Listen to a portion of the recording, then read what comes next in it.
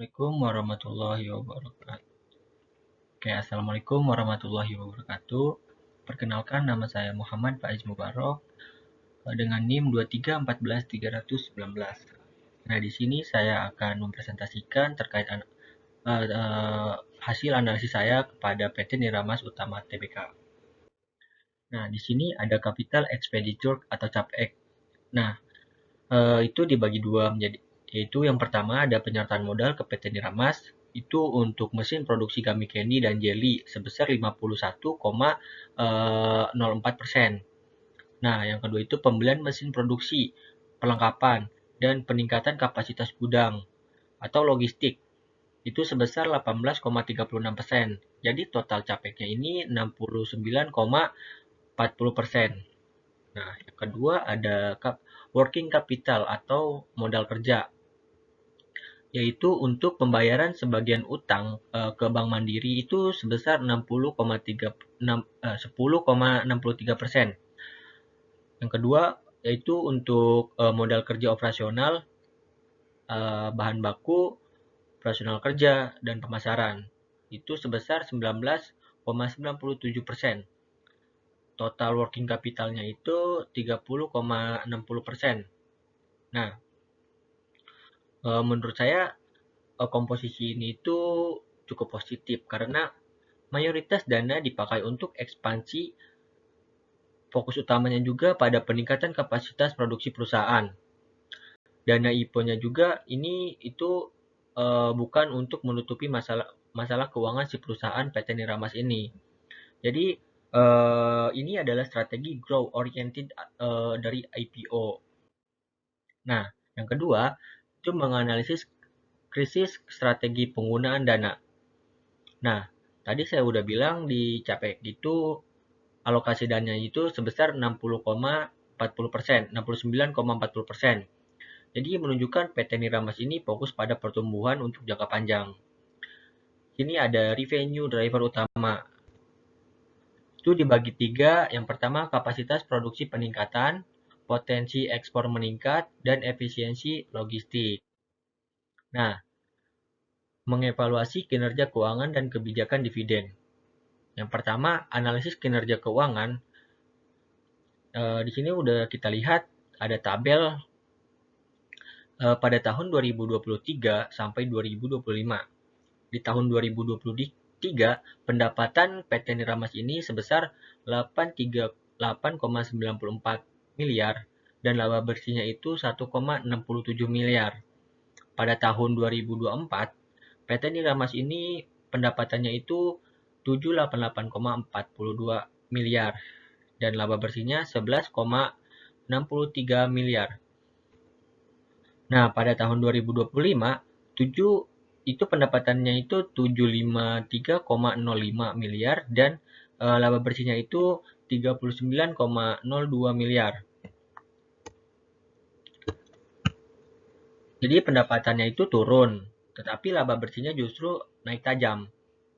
Secara normal, biasanya kalau penjualan turun, maka laba bersih juga ikut turun. Tetapi pada PT Niramas ini justru berbalik. Dari tabel di atas kita bisa lihat bahwa penjualannya turun sekitar 10,2% dari 2023 ke 2025. Tetapi laba bersihnya naik lebih besar dari 2,200%. Jadi inilah yang disebut anomali keuangan, teman-teman. Nah, kenapa bisa terjadi? Yang pertama, itu efisiensi beban pokok penjualan atau HPP. HPP-nya itu turun cukup besar. Pada tahun 2023 itu sebesar 592,67 miliar dan pada tahun 2025 itu sebesar 462,27 miliar. Yang artinya biaya produksi PT ini turun lebih cepat daripada penurunan penjualan. Efeknya itu ke margin keuntungan malah menjadi besar. Yang kedua ada gross margin meningkat. Nah, gross margin di tahun 2023 itu sebesar 29,3%, sedangkan di tahun 2025 itu 38,6%. Artinya, perusahaan berhasil menekan biaya bahan baku, meningkat efisiensi produksi, memperbaiki komposisi produksi, kemungkinan besar PT Niramas ini menjual lebih banyak produksi dengan margin tinggi seperti gummy candy dan jelly premium. Nah, yang ketiga itu EBITDA meningkat. EBITDA meningkat. EBITDA margin di tahun 2023 itu 8,38%, sedangkan di tahun 2025 itu 13,58%. Ini menunjukkan core bisnis lebih efisien. Jadi kenaikan laba bukan karena faktor sementara, tetapi karena perbaikan operasional. Nah, di sini ada struktur permodelan dan potensi dilusi saham. Total saham sebelum IPO itu 1 miliar lembar saham. Setelah IPO, perusahaan menerbitkan 350 juta saham baru, sehingga total saham setelah IPO menjadi 1,35 miliar lembar saham. Nah, yang pertama kita menghitung dilusi saham. Dilusi saham sama dengan kepemilikan sebelum IPO, dikurang kepemilikan sesudah IPO. Untuk pemegang saham utama, itu sebelum IPO 99,80%. Setelah IPO itu 73,92%. Maka 99,80% dikurang 73,92% sama dengan 25,88%. Artinya, pemegang saham lama ini kehilangan 25,85% porsi kepemilikannya. Dilusi sebesar 25,88% ini tergolong normal. Karena perusahaan memang butuh dana ekspansi. Founder masih pemegang mayoritas besar. Setelah IPO, founder masih menguasai 73,92%. Nah,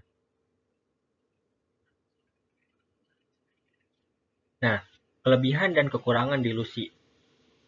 Kelebihannya itu yang pertama menambah modal tanpa menambah.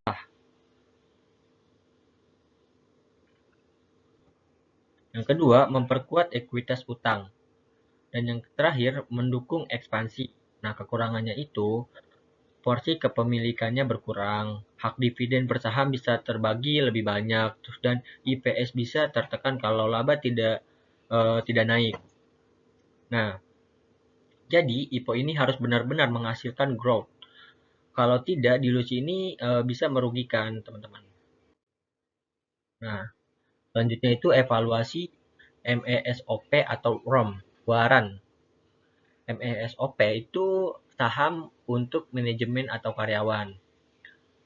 Dan waran itu adalah hak membeli saham di masa depan.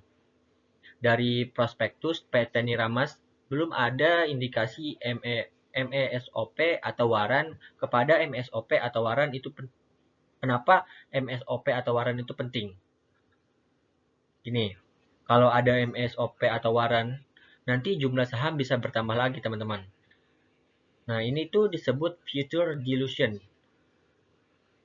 Tapi karena Niramas belum punya MESOP atau waran, maka investor lebih aman. Dampaknya bagi investor itu positif. Kenapa? Yang pertama, tidak ada hidden dilution. Kedua, IPS lebih normal. Tiga, valuasi lebih jelas. Dan yang terakhir, kepemilikan investor lebih lama. Jadi, IPO PT Niramas Utama Tbk ini menyebabkan dilusi kepemilikan pemegang saham utama sebesar 25,88%. Namun, dilusi ini masih tergolong sehat karena digunakan untuk ekspansi usaha, sementara pemegang saham pengendali tetap mempertahankan mayoritas kepemilikannya sebesar 73,92%. Nah, selanjutnya itu manajemen risiko dan kepatuhan regulasi.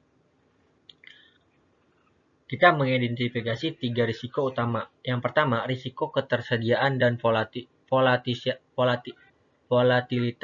harga bahan baku. Jadi ini adalah risiko terbesar karena bisnis PT Niramas bergantung pada bahan baku utama. seperti kelapa, gula, rumput laut, dan bahan jelly. Kalau harga bahan baku naik, maka biaya produksi otomatis ikut naik. Dampaknya HPP naik, margin laba turun, dan laba bersih bisa tertekan. Bahkan sedikit kenaikan bisa langsung mempengaruhi profit. Yang kedua, itu persaingan industri FMCG. PT Niramas ini harus bersaing dengan perusahaan besar seperti PT Mayora, Mayora Indah Tbk, dan PT Indofood CBF Sukses Makmur Tbk. Masalahnya, kompetitor besar mempunyai modal yang lebih besar, distribusi yang lebih luas, dan promosinya juga lebih agresif. Kalau Niramas ini masih kalah saing karena market share turun, penjualan turun, dan pertumbuhannya juga melambat. Nah, resiko ketiga itu produksi Niramas didistribusikan ke banyak wilayah. Jika ada gangguan seperti keterlambatan pengiriman, kenaikan biaya transportasi, dan gangguan supply chain, maka produk bisa terlambat sampai ke pasar. Dampaknya dapat kehilangan penjual, biaya operasional naik, dan pelanggan bisa pindah kompetitor. Ini penting nih, karena produk FMCG ini sangat bergantung pada kecepatan distribusi. Selanjutnya itu menganalisis mitigasi risiko. Mitigasi ini adalah cara perusahaan mengurangi risiko, dan PT Niramas ini punya beberapa strategi. Yang pertama, diversifikasi supplier. Artinya, perusahaan tidak bergantung pada satu pemasok saja. Manfaatnya yaitu harga lebih fleksibel, pemasok lebih aman, risiko short stake lebih kecil. Contohnya, kalau supplier A gagal kirim, masih ada supplier B. Nah, yang kedua, investasi mesin baru. Dana IPO ini digunakan untuk pembelian mesin baru. Manfaatnya itu bisa produksi lebih efisien, biaya produksi lebih rendah, dan kualitas lebih stabil. Tetapi dampaknya ini ketika bahan baku naik, efisiensi mesin bisa membantu menjaga margin, teman-teman. Nah, yang ketiga, penggunaan warehouse dan logistik. Perusahaan meningkatkan kapasitas gudang, manfaatnya itu stok lebih aman, distribusi lebih cepat, dan mengurangi keterlambatan. Dan ini juga membantu menghadapi risiko supply chain. Jadi, risiko utama di PT Niramas Utama Tbk ini berasal dari fluktuasi bahan baku, teman-teman, persaingan industri, dan distribusi. Namun, perusahaan telah melakukan mitigasi melalui diversifikasi pemasok, investasi mesin baru, dan penguatan sistem logistik sehingga dapat menjaga efisiensi dan stabilitas operasional. Nah, berdasarkan analisis prospektus PT Niramas Utama Tbk, perusahaan memiliki prospek pertumbuhan yang cukup baik karena mayoritas dana IPO ini digunakan untuk ekspansi usaha, terutama peningkatan kapasitas produksi. Dari sisi keuangan, meskipun pendapatan menurun, laba bersih justru meningkat signifikan karena efisiensi biaya dan perbaikan margin, yang menunjukkan adanya peningkatan kualitas profit. IPO ini juga menyebabkan dilusi kepemilikan sebesar 25,88%, namun masih tergolong sehat karena pemegang saham utama tetap memegang mayoritas. Selain itu, perusahaan menghadapi risiko utama seperti volatilitas bahan baku, persaingan industri, dan distribusi, tetapi telah menyiapkan strategi mitigasi yang cukup jelas. Secara keseluruhan, PT Niramas Utama Tbk ini merupakan saham dengan potensi growth yang menarik untuk investasi jangka panjang, namun tetap perlu diperhatikan dari sisi valuasi dan risiko operasionalnya. Mungkin itu saja presentasi dari saya. Cukup sekian. Assalamualaikum warahmatullahi wabarakatuh.